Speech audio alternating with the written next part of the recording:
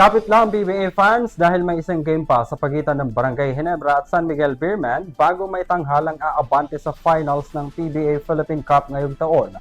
Ang naging ma-action sa Game 6 ng dalawang kampiyon, alamin sa Balitang Sports ni Kyle Basa.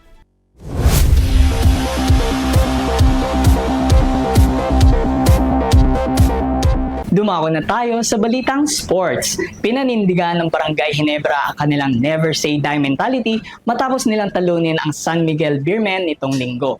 Tabla na ang dalawang koponan na 3-3 at naghahanda na ang mga ito para sa Game 7 ng PBA Philippine Cup Semifinals.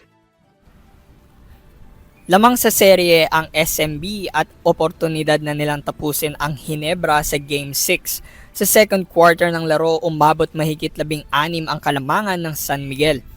Paunti-unting hinabol ng Ginebra ang tambak sa kanila at naging single digit na lamang ito bago matapos ang first half.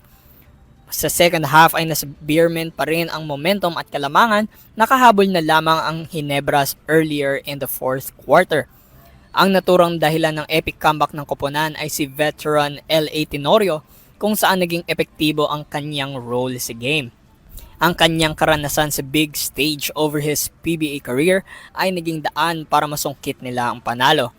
Sa final possession ng Barangay Ginebra ay nakahit ng 3-pointer ang veterano para makalamang sa laro.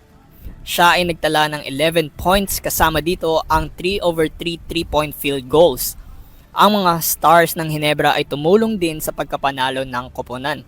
Sina Scotty Thompson, Japet Aguilar, Stephen Holt, Troy Rosario at RJ Abarientos ay nag-ambag ng 17, 16, 12, 12 at 12 points. Ang final score ng laro 88-87.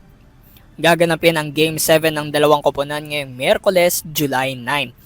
Kasabay naman dito ang pagwagi ng TNT Tropang 5G kontra Rain or Shine Elasto Painters. Ang naturang score ng laro ay 97-89.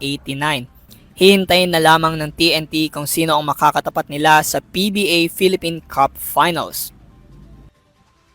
Abangan ang susunod na Balitang Sports dito lamang yan sa Euro TV News. Ako muli si Kyle Basa.